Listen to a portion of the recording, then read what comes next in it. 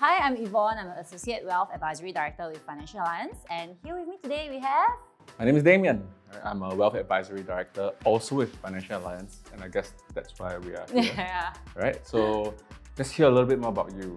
How did you join Financial Alliance? I think you answered this question many times already. Yes, I have actually. So I was actually pursuing business marketing at NTU, but in the last year of my education, I realized that I was much better at finance and I had a keen interest in personal finance. So that kind of determined the industry that I wanted to join.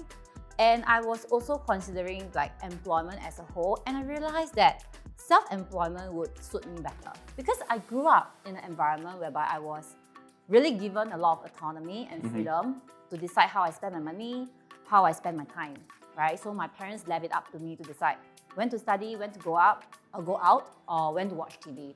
And I feel like I'm someone who blossomed in that kind of environment. So that was what got me to realize that, financial advisory should be where I, build my career on.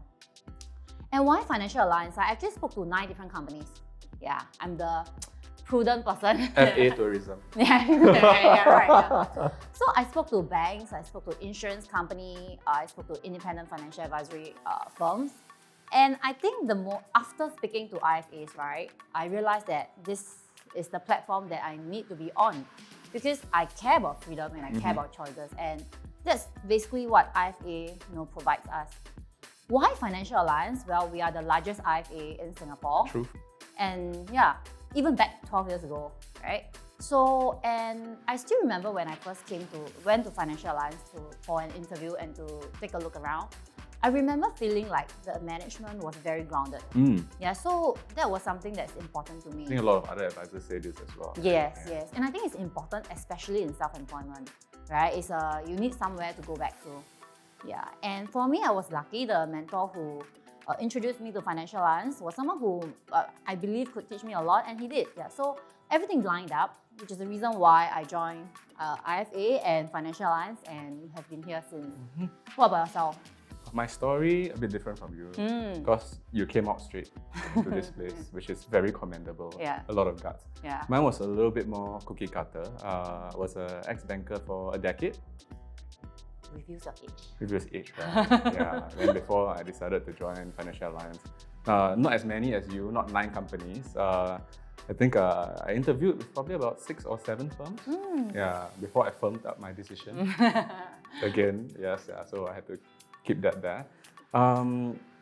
Financial Alliance was a choice. Self-employment was a choice because back then in banking, it wasn't a place to raise kids. At least in the role that I was in.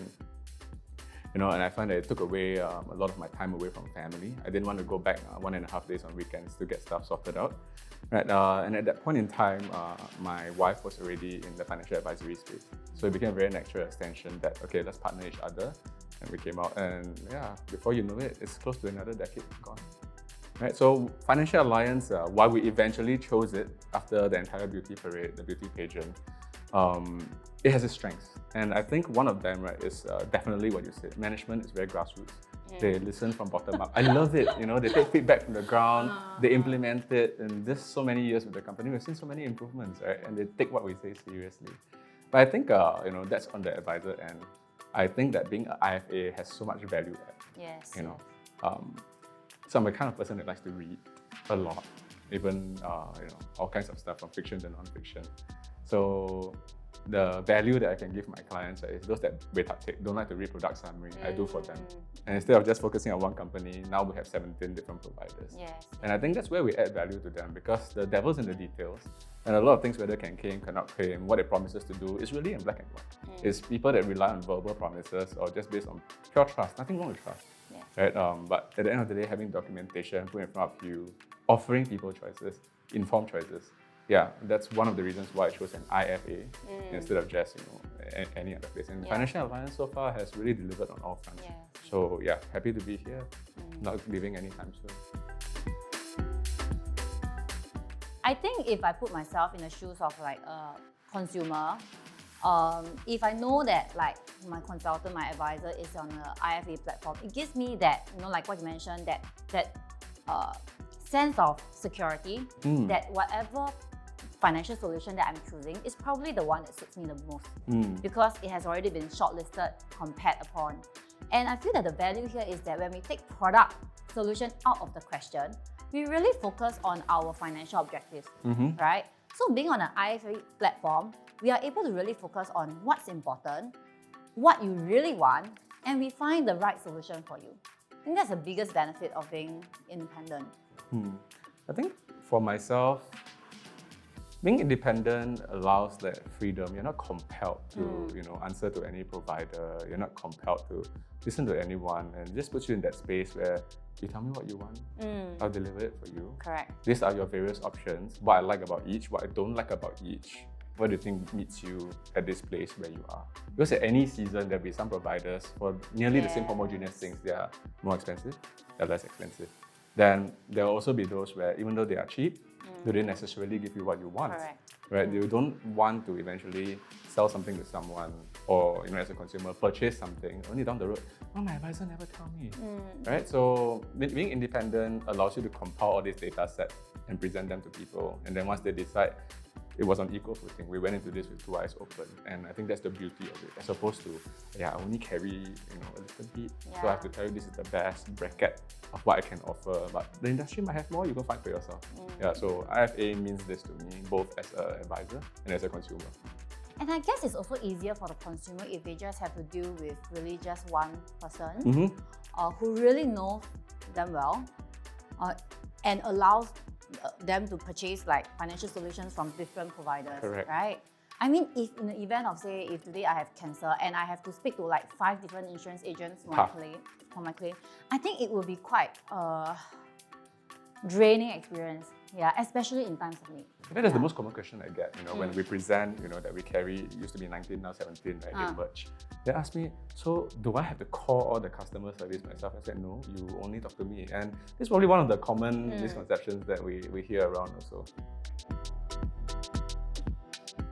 I think talking about misconceptions, right? Meet a consultant and spend more money. Well, it depends, right? So let's define spending, right? So spending means cheap, right? You either exchange something of value or it's frivolous. Yes. Right? The value is transient. So to me, right, spend more. If you had zero protection in the first place and you were living on the fringe, then I think that this expenditure is warranted. That's on the assumption that you're not living hand to mouth. Right, and you can have a little bit of fat for yourself. So you will spend more. But there are also the flip side, people that over-insure. Really, by the time they come to us for a review, right, I see stacks and stacks of files and I'm wondering what's this. And as we go through that, it's like, wow, some bar, do you need all this fat? 3-layered pork belly, right? No, you don't need this, right? So shave that off, right-size yourself, and then use the rest for savings and investments. And I don't think savings and investments is spending. It's deferring. I guess there's also this misconception that when people meet up with an IFA rep, they end up spending more than if they were to go somewhere else. I think this is both true and untrue. Why is it true? Is because on an IFA platform, right, we have so many different business partners, investments, insurer, refinancing, so on and so forth, that people are able to consolidate their portfolio with us. True. Right? They do a lot more and they do a lot more in depth when they are planning. Instead of piecemeal. Yeah, so do they spend more? Yeah, perhaps if they are consolidating their financial portfolio with us. So that would be accurate, right? But I would think that it's for the benefit of the client, right? To do more in-depth planning. But on the other hand, if you're talking about will people pay more because they are meeting an IFA rep, then I would think the answer is definitely no. Right? I mean, because across one single product class, we all know that the cheapest term plan and the most expensive term plan, the premium can differ by like 50% or more. And the choice of choosing which term plan a person takes up is entirely up to the client. So the only way that the client would be paying more is if they chose the more expensive product, which could be possible for various reasons like health or whatsoever. They just prefer a certain provider. Yes. Right? But if you're coming from that angle, it's definitely not true that when you meet an IFA rep, you end up spending more. In fact, just now, based on what you just said, I'm reminded, right, of what a client told me that his agent advisor brought up. That, IFA 一定更贵的, or IFA confirm more expensive because they will sell you the highest commission product. And I think that, myth, not myth, a good product could pay out good commissions. True. A good product could pay out less commissions. But I think, at least I can't speak for a lot out there, but at least on our end, it's a matter of team practice. We go through the distribution cost to client. So everything is above board. Client knows exactly what we're earning from this. And if they agree with the value that we're providing for that, then I don't see the issue. So it's not necessarily, you end up paying more because your IFA rep wants to have a high commission, that kind of thing. I think if the advisory process is transparent, what we earn, what service we deliver, we've reached the point where people pay us fees above that. So yeah, it's definitely a myth. Yeah. And I think one last point is that, when you are talking to an IFA rep, at the end of the day, you have to realize that the choice lies with you. That's true. Right? Absolutely. Whatever financial solutions that you're trying to put in place, you decide whether that financial solution suits you or not. You should be choosing that solution based on your own terms and your criteria. It's a two-way street, right? Yeah. So that's what's more important, right? Make the decision, the choice that's right for you. Absolutely. Yeah. I think there's another one that I hear a lot about misconceptions, right? They say that the human brain limited. So how can you all actually understand everything? I think the beauty of I can't speak for other IFAs, but in financial alliance we have Line, right? So life insurance made easy is a platform, right? And I just use whatever our back end that has torn down all the jargon into things that are readable, right? And then that's the first cut.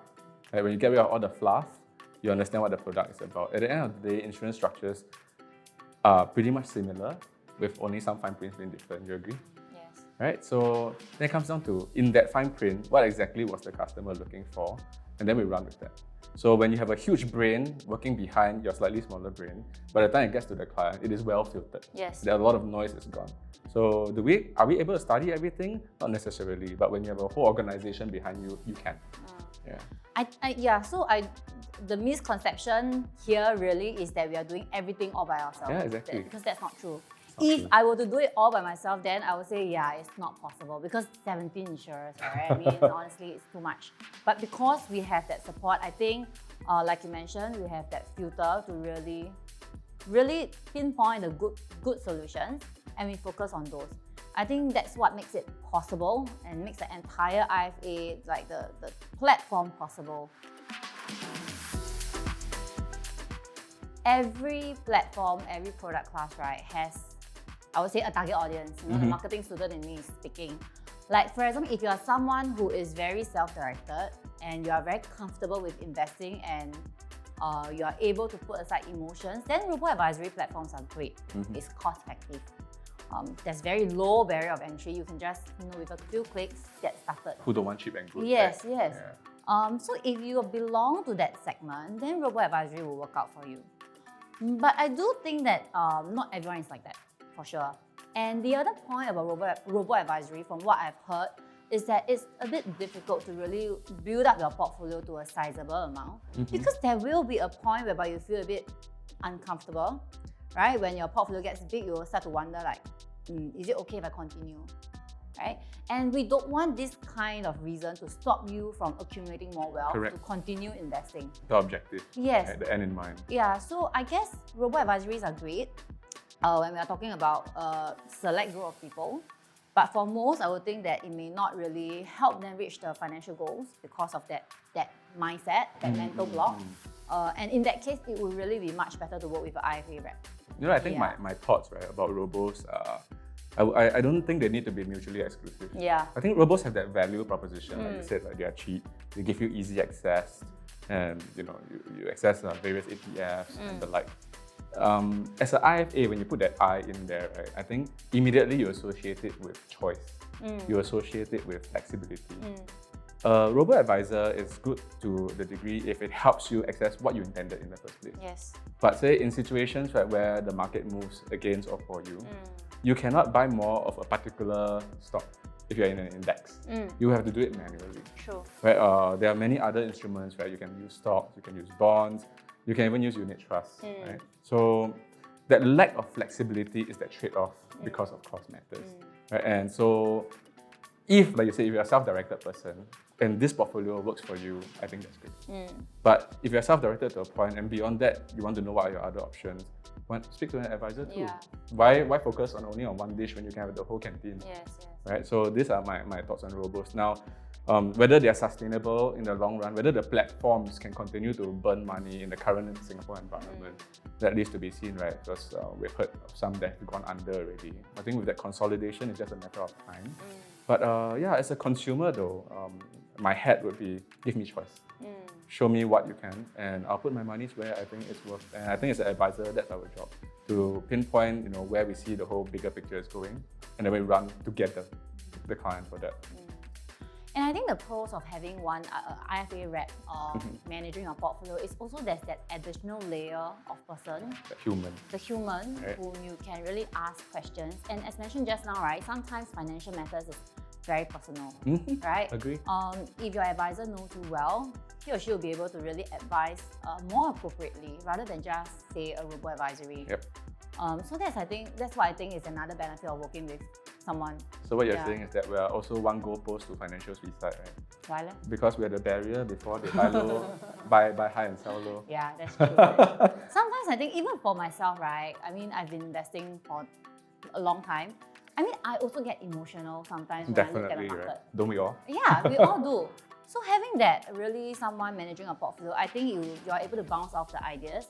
You're able to better understand in layman's terms what is happening to the market and whether it's a time for patience or whether it's a time to take action. Yeah, I think that human being there matters. So if advisors need advisors, you can consumers call me. need advisors. We can call each other now. Yeah, so that's my view. Yeah, I absolutely agree. I think that there's a space for There's everything. a space, And I wouldn't want to call a hotline when things happen. Because chances are if something happens, the hotline is there. No one's going to pick up your call. So have a bit of both. Okay, I think so that's about all. And I do hope that this session was interesting for our viewers and that we have managed to answer the burning questions that they have been wanting to ask independent financial advisory reps. Yeah. So, what else do you have to add for us? Before we forget, right? Remember, everybody, like, share our video, but most importantly, choose independent. That's right. Find the right side. Come to the right side. The independent side. Right, so yes, we wrap up, right? We've enjoyed, I hope you've enjoyed our video as much as we've enjoyed sharing, and it's always great to have conversations with fellow advisors. So we'll see you at the next round. Catch you then. Thank you. Bye.